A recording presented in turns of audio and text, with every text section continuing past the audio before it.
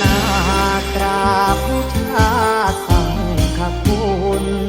ผู้เป็นเนื้อนาบุญคอยคำทูลพระศาสนาพระสัมโฆผู้มีเมตตาขนอมสักการพระผู้ทรงคุณ สง่าสมปฏิปทาทั้งสิทาบ่หม่นมองคอยทำงามพุทธคงตามคลองพระศาสดาปฏิบัติงามสมตา